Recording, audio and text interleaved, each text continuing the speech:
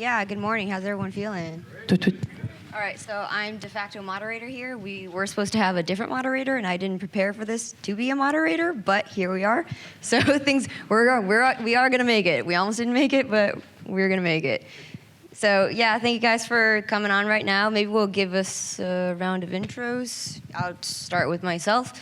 I'm Chjango Unchained. I host a podcast called Interchain FM, and it's the premier self-proclaimed podcast of the Cosmos ecosystem. If you're seeking alpha, you should tune into Interchain FM. We cover everything that happens. We cover everything about blockchain interoperability, and that's the pitch. So I'm an early cosmonaut, and by cosmonaut I mean contributor to Cosmos. I got into Bitcoin in the early days from ideological reasons, because I saw that the fiat system was sort of failing us in many different ways, and I saw Bitcoin as kind of a solution to that and cryptocurrency as a whole. So that's kind of the spiel. Maybe we'll go to Sergey. Yeah, hey everyone, Sergey Gorbunov. I'm at Aexlar. My background, distributed systems, cryptography, worked on various protocols over the years, helped to design and build the Algorand blockchain prior to working in our current venture, which is Aexlar, and we can talk more about it throughout the talk. Hey guys, my name is Sunny. I was also an early contributor on Cosmos. And have been working on it for about 4.5 years. About 9 months ago, started working on a project called Osmosis, which is a DEX built in the Cosmos ecosystem.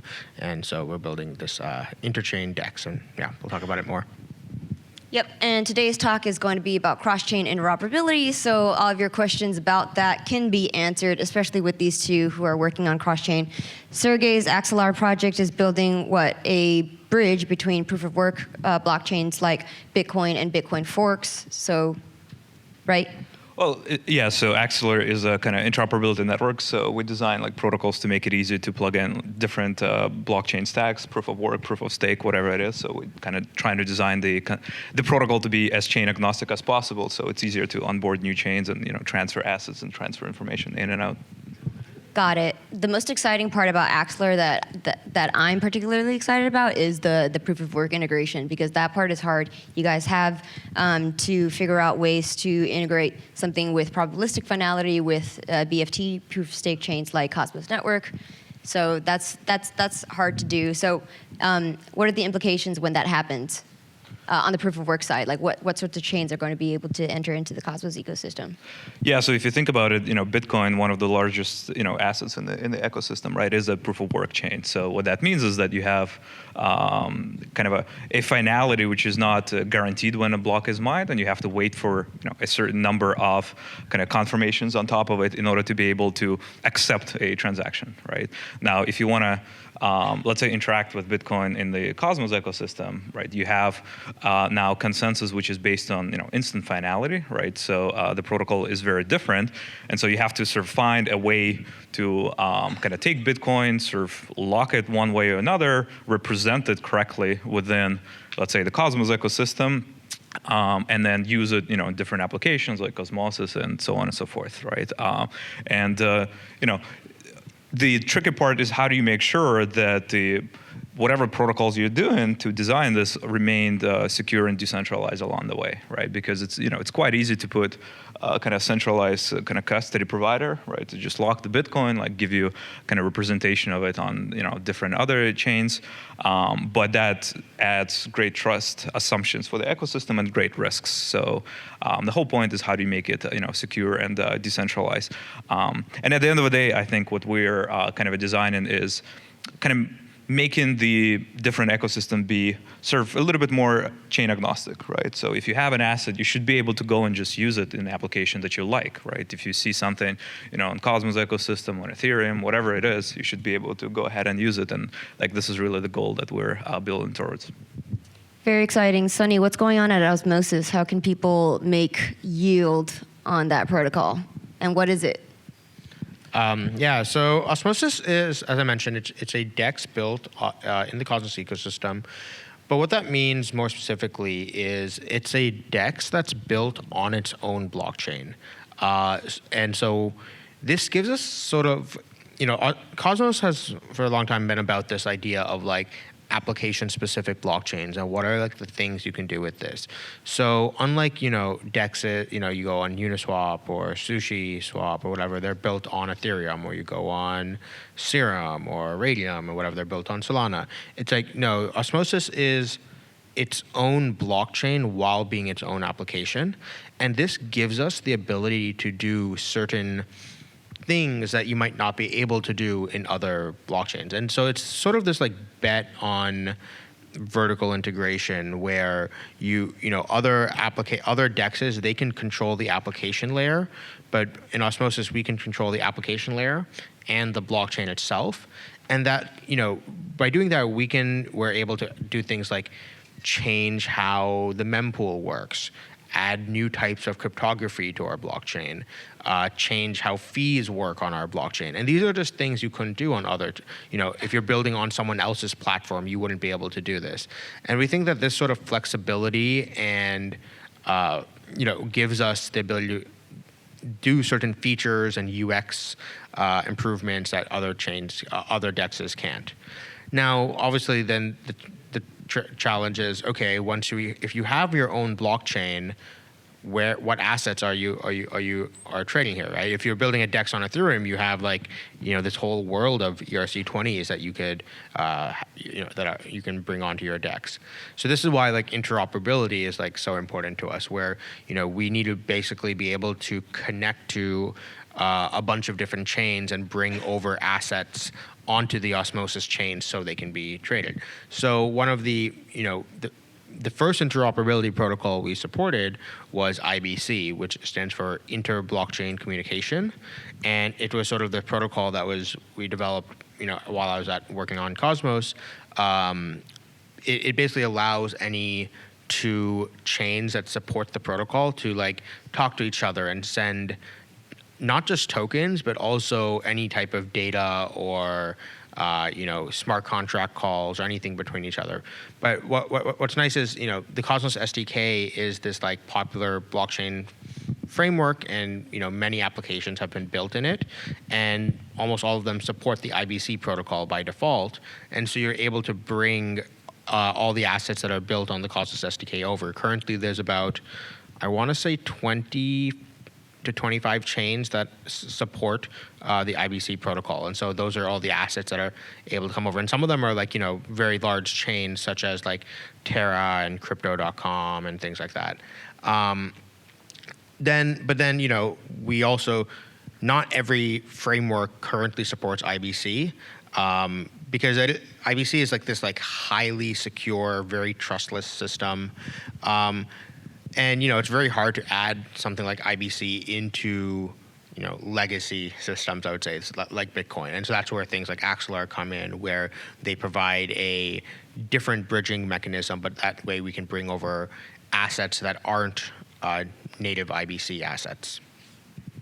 So yeah, let's zoom out for a little bit into the 1,000-foot view and sort of forward-looking vision of this, which is we're talking about these ad hoc networks right now, right? And there's not something like a standardized protocol that just creates a seamless integration amongst every chain. There's more like a Cambrian explosion of communication protocols, and people are building ad hoc bridges between one another, including Aexlar, right? There's no such thing as a convergence around a standard thing. So I would allege that we're in the 1980s of Web3, basically. So in the 1980s, there was a competition between a bunch of different protocols before we kind of settled on HTTP and what was it, TLS and TCP/IP. So IBC would be analogous to the TCP/IP for the internet, but we kind of haven't converged on that standard yet. But once we do, and blockchains are able to connect to each other with one standard protocol, then we're going to be able to have this sort of internet of blockchains come to life. And that's going to come in the next few years. And this is why projects like these that we're talking about today is going to be important, because these are the building blocks that are going to lead to this sort of future world of a completely decentralized web where most meaningful applications are going to build on top of blockchains and running on blockchains, such that there's no gatekeepers allowed in this system, unlike the current Web 2 paradigm. So that's really exciting. But wonder what your guys' vision of this is. Yeah, I mean, I think one thing you have to realize that sort of, interoperability in some sense, I always say, like, it's not a, destination, it's a journey, because, at the, 70s and 80s, there were first protocols that were built to just connect different networks together across ISPs. But it's not that the problem was solved then, right? After you build like this just connections effectively, then you need, application layer protocols, right? You want to transfer NFTs, you need a specific potentially protocol that makes it easier, right? Like you can definitely do things on a low level, but you want to make it easier to transfer NFTs. You want to transfer assets, you need another potential format to transfer this to make it easier for the applications to interact with it, right? You want to transfer music, you have to think how to do that. You want to transfer files, you have to think. So once we build these core pipes, we have to start thinking, what are these application level protocols? And then what are the APIs that we expose above it, right? To make it easy to build applications like, cross-chain osmosis, right? So that at the end of the day, a user can just, see an asset and go and interact with it, right? And so it wasn't built, all in the 80s, right? Like a lot of the protocols, HTTP, SSL and so on and so forth, they were built over kind of 20, 25 years of the development of the internet. And I expect we're going to see something similar in the blockchain space where we're still in the 80s, like you said, right? And we're just building like some core connections. Once we do it, it's how do you make it easier for the applications to be cross-chain enabled? How do you make it easier for the users to kind of take a wallet, interact with any application across the ecosystems? And, it's going to be a journey, but I think it's going to be a super fun one. Yeah, totally. I think that currently there's this notion in, blockchain development where it's like, when you go, you lose composability when you go cross-chain, right? People say like, oh, you get all these composability benefits on Ethereum or on Solana or whatever. But inevitably, I think that all this cross-chain stuff is going to become as composable, in web. And people say like, oh, it's nice to build on Ethereum because the composability is like synchronous and atomic. Everything happen. If part of the transaction fails, everything reverts. It's very easy to do, which is true. But in web development, nothing happens synchronously or atomically, right? All of web development is asynchronous and servers talking to other servers, and it was annoying. It was hard. We had JavaScript callback hell for like years, but like over time the tooling just got better and better to the point where now if you're like with await and all this kind of stuff that's in modern JavaScript, like asynchronous programming is actually not that hard, and it's like, and essentially that's what's going to happen to like blockchain development as well, where like the tooling and the contracting languages and all this stuff is going to become just much better design, and like writing composable applications cross-chain will be much easier. I also want to talk about, we were talking about like IBC as this like generalized protocol. I think like the one thing that makes IBC really cool as opposed to a lot of these like more bespoke bridges is the bespoke bridges I feel are very good for what I call connecting famous blockchains together, where like if you have like, extremely well-known blockchains, like, it'll be really, even something like Aexlar is like, it's not like a permissionless thing in the sense where if I launch a brand new chain, I still have to go get the Aexlar validators to basically, create the bridge system into my chain, which the Aexlar system, because it has this higher overhead, it's very good for connecting, Bitcoin to Ethereum, to Solana, to Cosmos Hub, and, hopefully Osmosis will be there one day in the famous blockchains camp. But, but what it is, if I have like a brand new blockchain that no one has ever heard of before, IBC is really good for that because it's permissionless. You can connect any two IBC-enabled chains, and you don't have to like convince anyone. You just have to make a transaction on the two chains, and they connect together. And so that's sort of how bespoke bridges will get us to a world of, maybe 100 blockchains, but you need a permissionless generalized protocol to get to the world of thousands to 10,000s of blockchains. Yeah, I think just one thing to add. I think like the way we think about Aexlar, it's not sort of a protocol. It's like a collection of protocols to make interoperability easier for application builders and so on and so forth, right? Like so, Aexlar is based on Cosmos SDK, so we support IBC. We have protocols for connecting like other proof of work chains and so on and so forth. And like our goal at the end of the day is make it easier to connect things, right? And like there's going to be lots of protocols I think in the stack that will have to be built, and I think we'll try to do our job to kind of support as many as needed to make it interoperability actual scale. Great, very exciting. So again, because this is a DeFi panel, we want to talk about the dichotomy between CeFi versus DeFi. So yeah, let's just talk about that. Like the way I think about DeFi is that it's this sort of Trojan horse entering into the financial system, such that like once we've kind of leveraged the benefits out of CeFi, such as providing an on-ramp for new users to get onto DeFi, they kind of never go off. And so this infrastructure, the traditional financial infrastructure, is sort of this one-way street onto crypto. And once everybody's on crypto, they could leverage all of the benefits of like yield farming, earning interest on different assets, and collateralizing and borrow against it. And so this powerful one-way street is what's going to happen. Like, what do you guys think is going to happen? Yeah, well, I think you're right that like once you play in DeFi, right, like you play with Osmosis, like you don't want to go back. Yeah, and you don't. DeFi, you don't go back. I play with like Osmosis, and I think I don't want to go to Ethereum right after that because like transaction fees are high, and like you wait for minutes sometimes to get your transactions kind of confirmed. So yeah, I think. Effectively, as we're building the stack, we're going to see more and more financial instruments being rebuilt. And I think what really excites me is that these instruments should be frictionless for the user, right? At the end of the day, like you want to use something, go ahead and use it, right?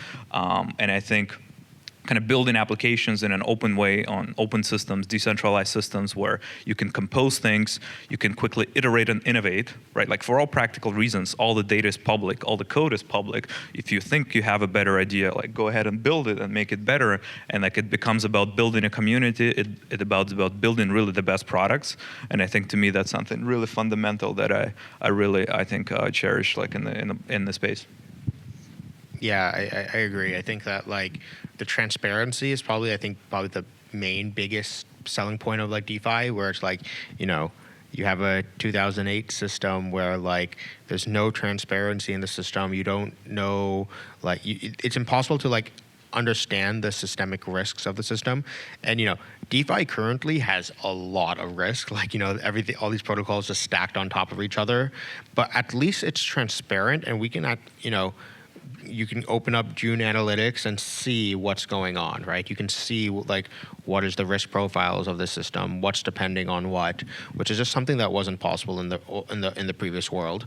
And yeah, I think like just the openness of innovation. I think that like I think we're starting to see more and more things that are being invented. I think the best financial engineers are working in DeFi right now, not in like Goldman Sachs, right? I think like AMMs are like something that was like invented purely in DeFi, and there's like a lot more like cool stuff that's coming out of like crypto, like perps is another one that wasn't really DeFi, that was really more CeFi, but that's still something that came out of crypto.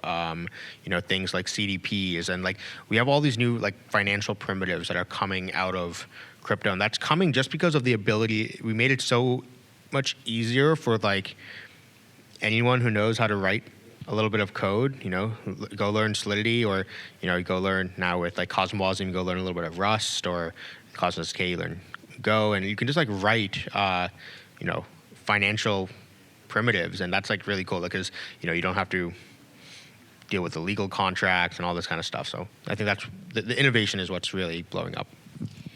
Definitely. And to add to that, the permissionlessness and the fairness is something that I want to touch upon, which is if you look at just a couple of months ago with the Robinhood thing, right, with the meme stocks, right, somebody, BlackRock was able to come and call the CEO of Robinhood and say, hey, stop trading on this, you know, like we're getting liquidated, we're getting killed out there, and then we're going to stop allowing you, like, the average people who's on this platform to trade and have this sort of organic grassroots movement happen, right? They're able to just like stopgap. And this is the kind of paradigm that we're working in where like just the rich and the elite are able to be protected, but then the people at the bottom of the pyramid can't really like pump their coins, right? But in DeFi, it's a completely different paradigm. Like Osmosis is not going to be able to, it's like somebody at BlackRock is not going to call Sunny and say, hey, stop trading on this coin because I don't like it. You know, like plebes like me and people in this audience, I don't mean to call you plebes, but it's fair, right? Like we're going to get the same treatment on Osmosis as somebody in BlackRock is. And so this kind of fairness and equal playing field is what's really exciting about this place. So that's fucking beautiful. And we're at time.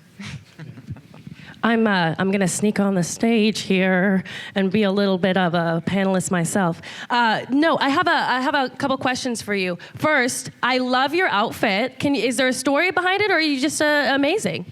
Oh yeah. So my background is before I entered the crypto space, I was at NASA's Jet Propulsion Laboratory. So cool. It's pretty on brand with Cosmos. And where can we find you? Where can we find your stuff? Where can we find your information? How can we support you? Yeah, I'm on Twitter. It's Chjango Unchained. It's at CHJANGO. The J is silent. And I host a podcast. It's interchain.fm. My name is Bianca, Bijanca. What's the J is up? silent. So Nice. I feel you on that one. And you, I went to a party yesterday at Faina. Was that your party? No, we didn't have a party. Aexlar? I saw Aexlar there, so you stamped your name on it. So I don't know what happened there, but Great, whoever did that, thank you. yeah, right. Hey, I had a good time. Where can we find you? Where can we support you? How can we be a part of what you're doing? So you can go to Aexlar.network, our website. All kinds of information about what we're building. We have an open testnet. You can kind of play along with it. Set up a validator node, regular node, participate, break things, give us feedback, and kind of build with us. Is that the best and surest route to being a part of what you're building right now? Is to go on the testnet and break it? Absolutely. Build it? Yeah, I think the best thing to get in crypto is to start playing with things and start kind of learning how it works under the hood, and then you get to kind of build along with the team, and that's what we're doing now. Agreed. Thank you. Well, I had fun at your party nonetheless. Great. And you, I love your shirt, by the way. You came very on brand. Thank you. How can we support you? How can we find you? How can we be a part of what you're doing? Yeah, sure. So my name is Sunny. I'm on Twitter at SunnyA97, and you can find Osmosis at osmosis.zone. Want to just give a shout out to our community, because our core dev team had like nothing to do with like this conference, and it was actually a like fully community organized event where so Osmosis has this like on-chain community pool with assets in it, and like basically the on-chain community pool like shepherded by we have this like group of community members who like basically stepped forward and like got a sponsorship from the on-chain community pool. And so I think that's just like really cool that like we're getting to the point where DAOs are like sponsoring conferences and stuff. I love it. Thank you so much for coming up here. Give a round of applause to these beautiful people. Thank you so much.